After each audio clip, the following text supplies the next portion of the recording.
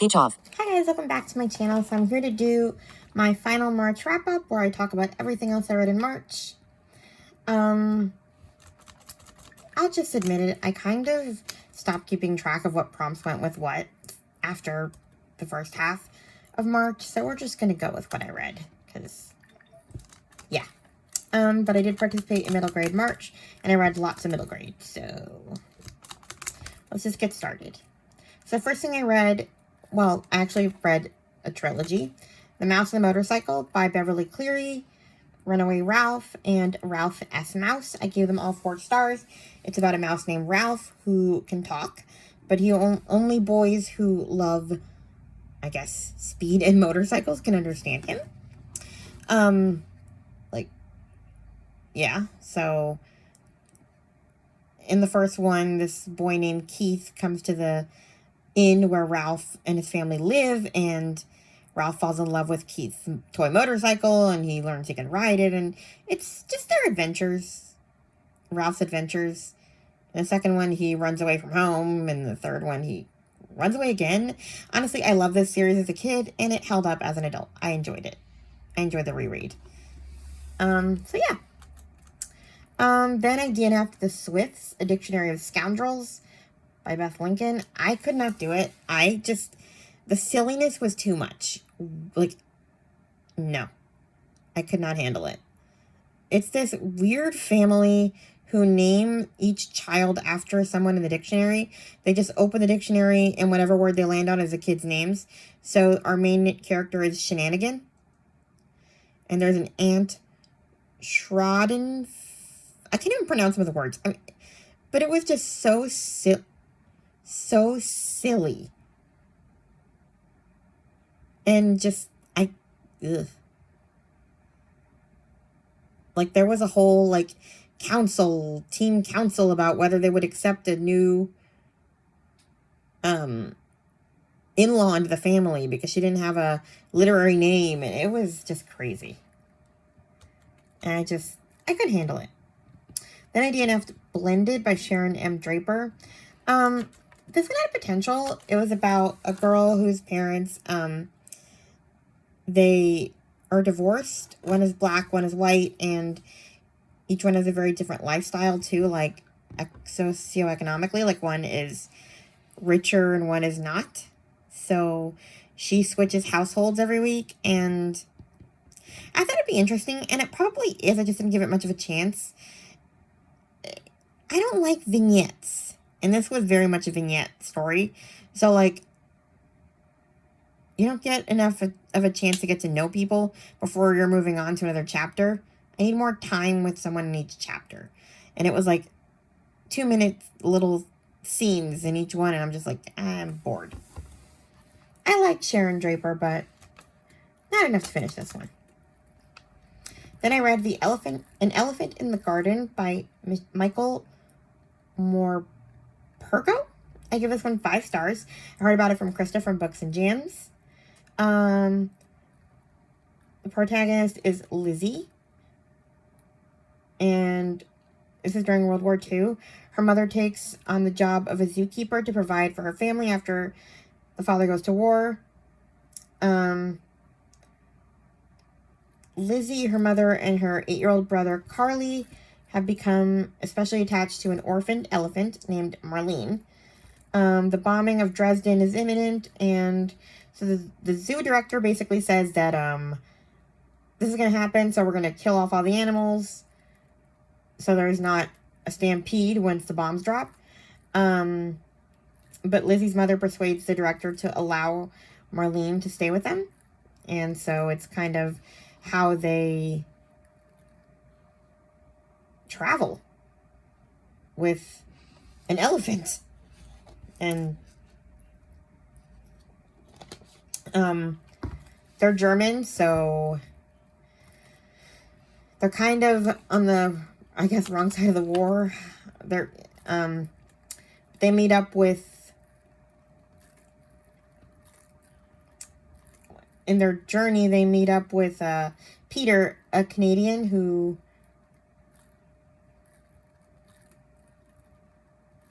essentially is on the other side of the war, and yeah, they become allies, and I don't know, it's just a nice story in the end. This elephant friend they make, and there's a present day storyline of her as an old woman, Lizzie as an older woman in a nursing home, telling the story to this little boy and his mother. That's how we get the backstory. So it was a nice read. It was short. It was sweet. Then I read Same Page by Ellie Swartz. I gave this one 4 stars. I heard about this one from Chloe from Always Booked. It's a recent release. It came out this year. It's another book about banned books. It's about a 6th grade girl, Beth Stein. She's Jewish, and she brings together a group of friends, and they call themselves the Rockstar Librarians, or they're called themselves the Book Warriors. It says a group of Rockstar Librarians called the Book Warriors. But yeah, it's a bunch of people who don't want books to be banned.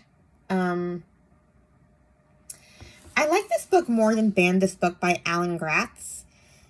Because in this one, there's more room for different opinions, I think. I mean, do I think that this book is written for less conservative people? Yes. It does bring out support of the LGBTQ, but it also lets the children learn that not everybody's going to agree with them and what's good literature and what's not. And to focus on their aim, which is to make sure that parents are the ones who are allowed to decide what their kids should read and not libraries, or, so it's not available to the kids who need that literature. So it was an interesting read. Because she kind of started out like being angry at her friend for not standing up for what she believed in, and not understanding that people have different circumstances that don't allow them to necessarily stand up in the way she does, because she has to support a family. And it was an interesting read, because she had to learn a lot along the way. And yeah, I guess what I'm trying to say is I do think it was very liberal, but it was also, it had wiggle room for everyone, even if you don't necessarily agree with everything in the book, which I think was the point. I liked it. And it highlighted anxiety too, because Beth has a lot of anxiety. Then I have The Millicent Quibb School of Etiquette for Young Ladies of Mad Science. That's a mouthful. By Kate McKinnon. This one is really good on audio.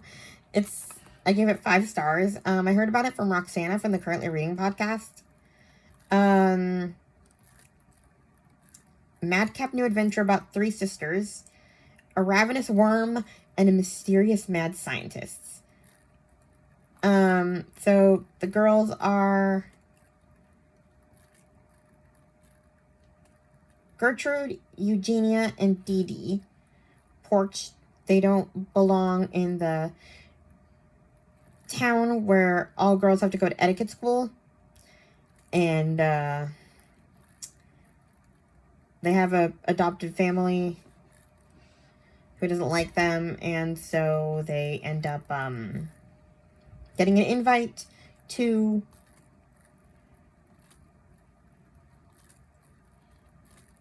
the School for Mad Science with Millicent Quibb.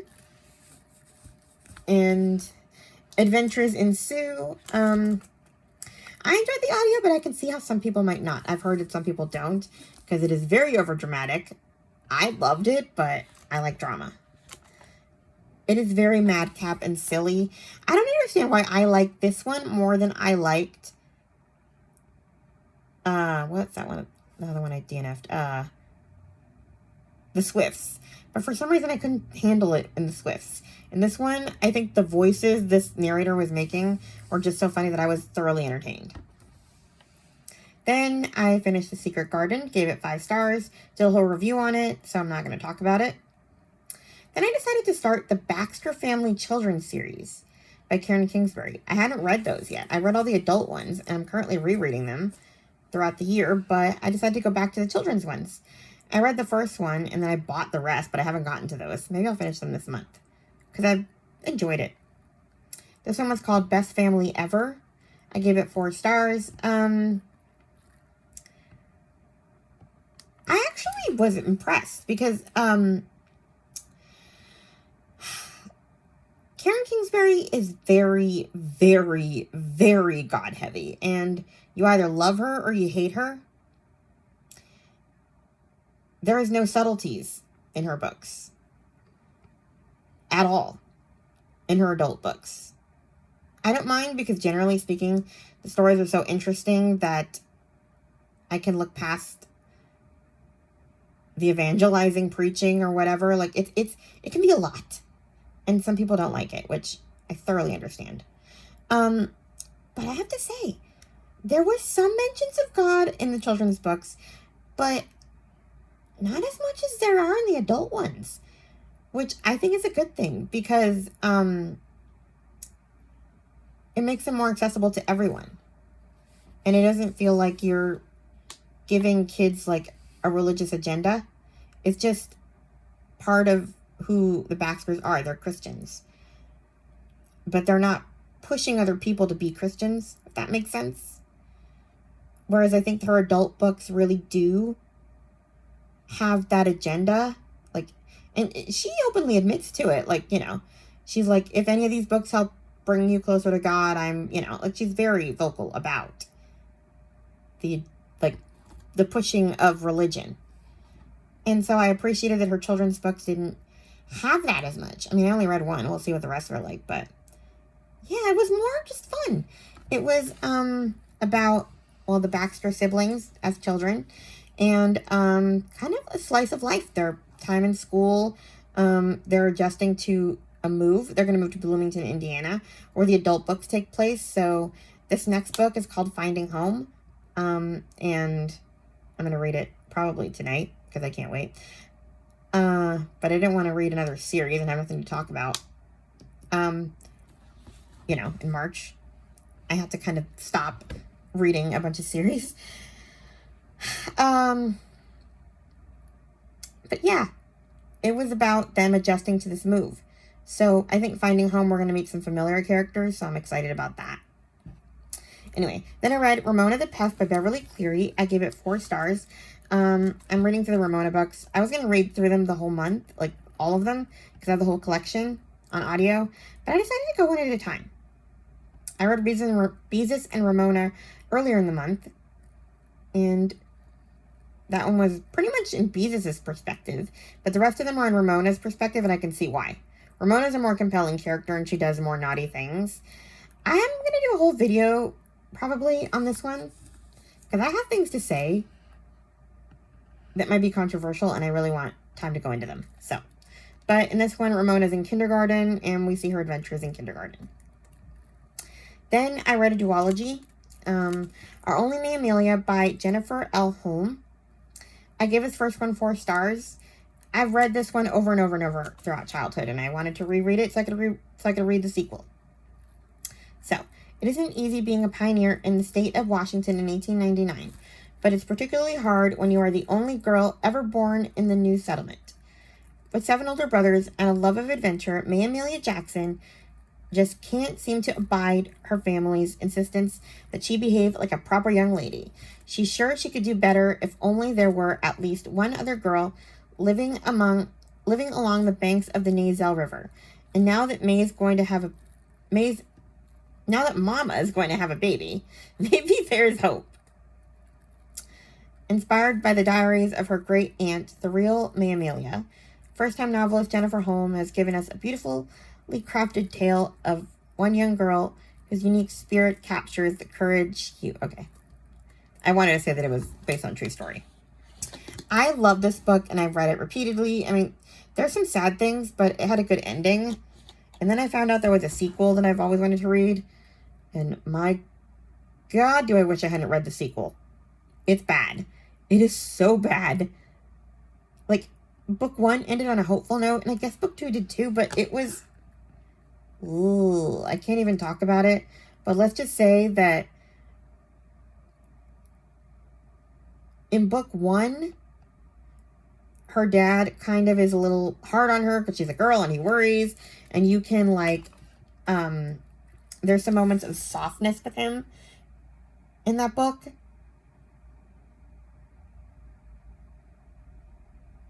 But, and, like, by the end, you see, like, there's a hopeful ending with them. It's not all bad. But, man, does she, like, turn everybody into monsters in book 2. So I'm going to pretend it doesn't exist. Even her brothers turn on her. I can't tell you why, but oof, it's bad. I gave it 2 stars only because I had to finish it. I was compelled enough to finish it, but yikes. Anyway. Then I read Pollyanna by Eleanor H. Porter. I heard about this. I watched the movie before. But I never read the book until Mitzi brought it up and I added it to my Goodreads. She brought it up in a video about books that are like Anne of Green Gables last year.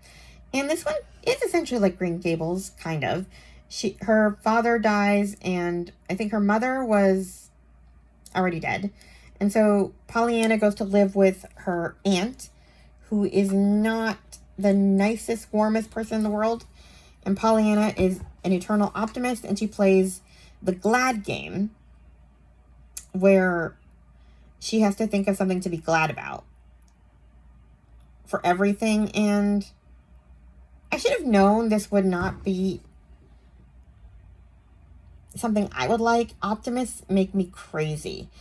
I need a little snark and pessimism in my, And I did enjoy some of it. Like, some of it was funny. And I love the ending. I like the way that Aunt Polly kind of comes around. Like, just that whole turnaround for her.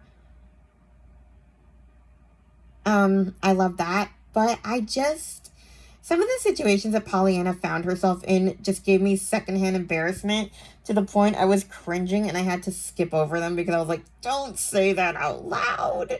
It is like making me squirm, and I can't do it. So I gave it 3 stars. Then I reread Matilda by Roald Dahl. I felt like it. I owned it. I hadn't read it since I bought it. Well, and I read it a million times, but I bought it in an Audible sale and then I didn't listen to it. So I took the time. I mean, we all know Matilda, right? Genius girl, terrible parents, gets adopted by Miss Honey. I used to be so jealous because I always, every school year, I fell in love with a teacher. Like, I always had a special bond with a teacher almost every year. And I used to fantasize about being adopted by a teacher when I watched that movie and then read that book. Because none of my family likes books. Like, I related to Matilda so hard. Minus the monster parents, of course. But, like, my parents are TV watchers who eat with TV dinners. I mean, not TV dinners, but with trays in front of the TV. I ate at the kitchen table with my audiobook. Nobody in my family's a reader. It just is what it is. So, me and Matilda, yeah. We're buds. But Miss Trunchbull is a monster. I always forget what a horrible person she was. Like, damn. Anyway, then I read a few adult books. Okay, maybe not a few in a row, but I read Veronica Ruiz Breaks the Bank. I didn't know this was, there was a novella in between books 4 and 5 of Finlay Donovan. But this is book 3.5. Or is it between 3 and 4? I don't know, whatever. But yeah, this one apparently comes before book 4. Or was written before book 4. I still have to read books 4 and 5, but this one's about Veronica the nanny prior to her being Finley's nanny for the kids. It was okay. Can't say much about it. She solves a mystery at a bank. And I don't like her boyfriend. very much. Anyway. Then I read an unexpected one. El Defo by C.C. Bell. This is actually a graphic novel that I did not know that some graphic novels are audiobooks. But this one was a really good audiobook.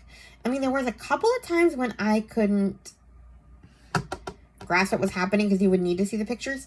But the majority of it was really good. It had like really good sound effects. And it, well, I'll read the description. Starting a new school is scary, even more so with a gigantic hearing aid strapped to your chest. At her old school, everyone in Cece's class was deaf. Here she is different. She is sure the kids are staring at the phonic ear, the powerful aid that will help her hear her teacher. Too bad it also seems certain to repel potential friends. Then Cece makes a startling discovery.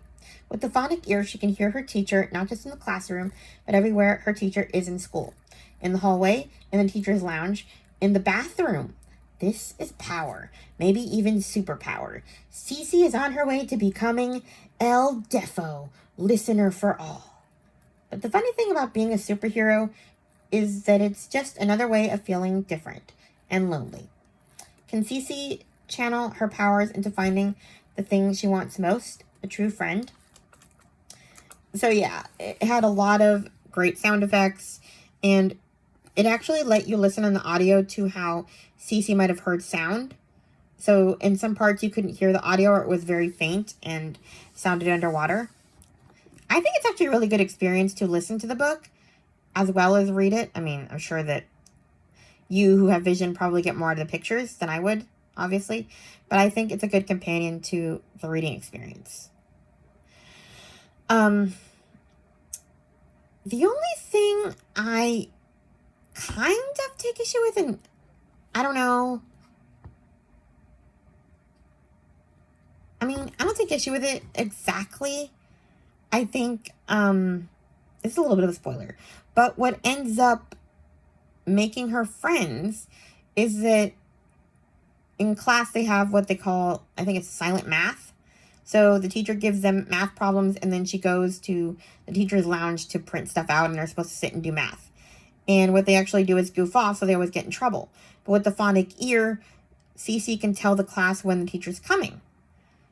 And so that's how everybody sees her as a hero, because they can stop fooling around to be working on math before she even gets into the room. So I guess it's kind of up to you whether you want to encourage your kids to learn from this book that being disobedient is making friends. I mean, it kind of is, let's face it. You don't get friends by being a goody-goody. It just is what it is. So I think it's relatable to kids, but kind of up to you as a parent. I could see how it could bother some people, I guess is what I'm saying. So yeah, anyway. Then I read A Spoonful of Time by Flora On. I gave this 5 stars. It was a great read. I heard about this one a couple years ago from Ashley from the Bookish Realm. She hasn't posted in forever, so I don't know what she's up to, but this is about Maya and her relationship with her grandmother, Hominy. She's losing her memory, but she hasn't lost her cooking skills, so she teaches Maya how to cook, and soon she realizes that when she tries the food, she's able to go back to a memory that her grandmother has, essentially. So it's like time travel through food. I can't really say much more because it gets wild.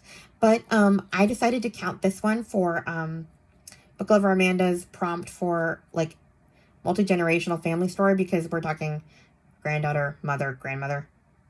I mean, it's crazy. This book is wild. It was a really, really good time travel story. I cannot say anymore, but get your hands on this one. It is amazing. Then I finished Anne of the Island by Lucy Maud Montgomery. I'm going to do a review on that later. Give it 4 stars. Then I decided to read The Berry Pickers by Amanda Peters. I gave it 4 stars as well. I've been hearing about this one for a while, but Elizabeth from Lizzie Faye Loves Books was reading it for like a bunch of people were reading it with her. And I kind of gotten a little bit of a burnout for middle grade, and it was a short read, so I read it, and I loved it. It's about a 4-year-old girl. She goes missing from, well, they're berry picking in Maine, and she goes missing in July 1962. I cannot pronounce the Native American tribe's name, so I'm not going to try, but she goes missing, and her name is Ruthie. She's the last person to see her is her 6-year-old brother, Joe. So Joe will remain upset by his sister's disappearance for pretty much the rest of his life. And meanwhile, a girl named Norma grows up as the only child of an affluent family. Her father is emotionally distant. Her mother, super overprotective. And she is having recurring dreams and visions that seem like memories. And they tell her that it's just her imagination. But you can guess where it goes, right? She's Ruthie. And so we kind of see this. I wouldn't call this a mystery. It's more of a character study, kind of. Like, it's very character driven rather than plot driven. And it's literally her life and Joe's life. It's like their two perspectives. She's living her life. He's living his life. And how taking this kid messed everyone up. And yeah, there's some strong language in this one. Not too much. And there's definitely some violence, some death. It is not for the faint of heart, but it was a very good and educational read, and it really sheds more light on how badly we treat Native Americans to this day. So, yeah. Then I read The Story She Left Behind by Patty Callahan Henry. I've been wanting to read this one since I heard about it. I loved it. I gave it 5 stars. In 1927, 8-year-old Clara Harrington's magical childhood shatters when her mother, renowned author Bronwyn Newcastle Fordham, disappears from the coast of North Carolina. She stunned the world with a book written in an invented language that became a national sensation when she was 12. So her departure leaves behind not only her husband and daughter, but also the hope of ever translating the sequel to her book. And fast forward to 1952, Clara is an illustrator raising her own daughter, Winnie, named after Bronwyn. Then a stranger named Charlie Jameson contacts her from London, claiming to have discovered the dictionary for Mother's Made-Up Language. So she goes to find him, and she ends up in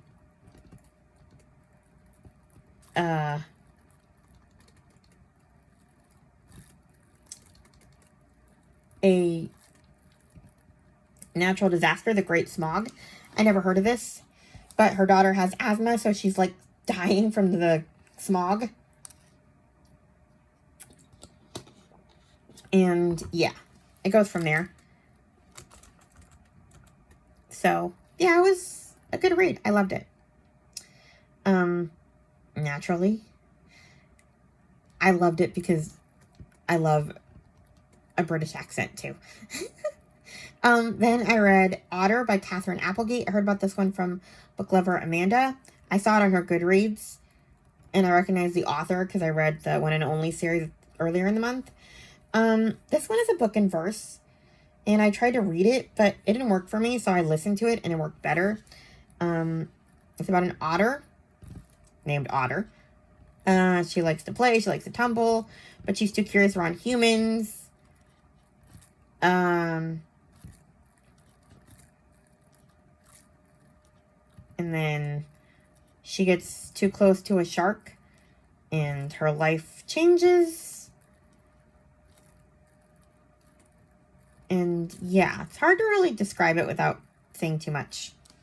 Then I read a few Babysitters Club books. I read 3. Mary Ann and Too Many Babies. Babysitters Club book 52. I give it 4 stars.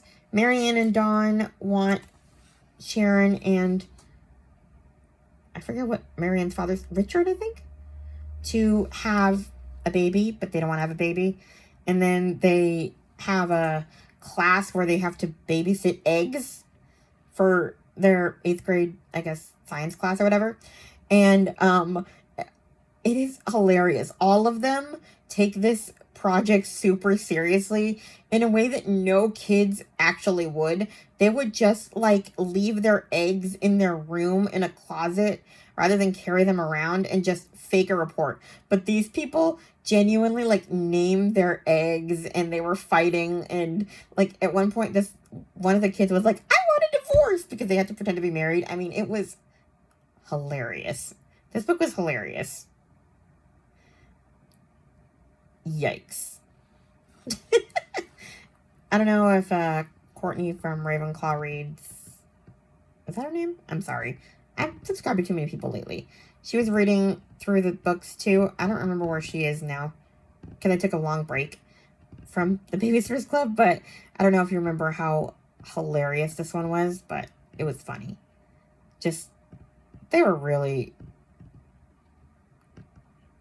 taking this a little too far. In the babysitting the egg thing, like, you can stop pretending for a little bit and leave your egg at home while you go babysit the real babies, okay? I mean, like, Marianne was, like, babysitting twin real babies, and they were fussy, so she calls Logan to get their egg baby,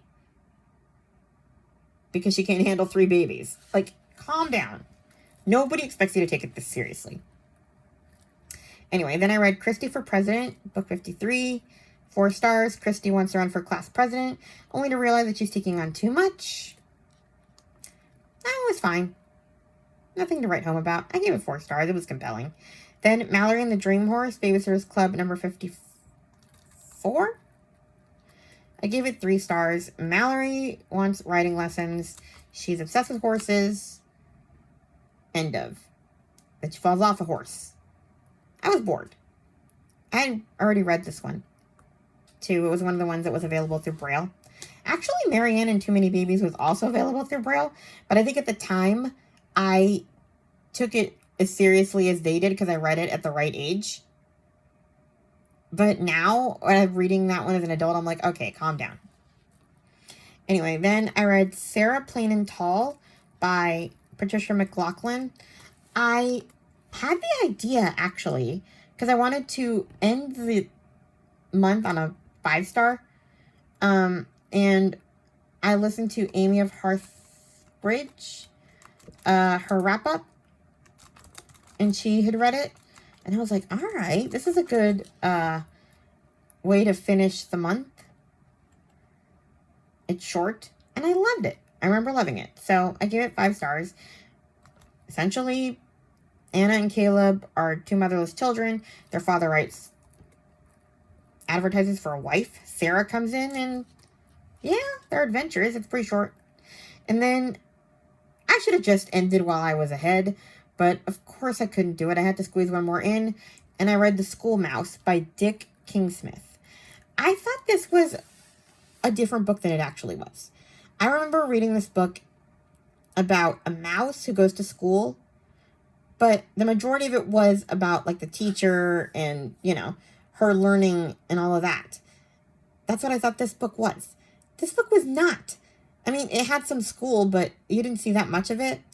A lot of it was about how the mouse family like survived and stuff, and or didn't survive. I mean, like, basically the moral of the story is get educated or you're stupid, because Flora knew how to read from spying on the kindergartners, and at one point in the book she finds out that they're gonna set poison pellets to kill the mice in the school, so she's able to read what the poison is, that certain thing that they're eating is poisonous, but the rest of the mice don't believe her, so they all die. And then I'm just spoiling this whole book because, like, Chloe from Always Booked, she got this book in a book haul for her kids. That's how I heard about it. And I realized, or I thought, this was the book that I was wanting to read. It is not. Please don't read this to your children, Chloe. This is dark. All of the mice die. And then Mommy and Daddy Mouse decide, okay, this school isn't safe. We only have one child left. We need to get out of here. No, they had a whole litter left because their first litter died. So they had a whole litter of second mice to protect. So they run away with their second litter and they end up in a haystack. And all of those mice die except for one. So it's like, it's a massacre of mice. You just said your kids are sensitive. No. I was horrified and traumatized, and yet I gave this book 4 stars. So that's how I ended the month. And I think we're done. Please like, comment, and subscribe, and I'll talk to you guys in my next video. Bye. Speech on. Close. 20% close. One face. Stop recording video.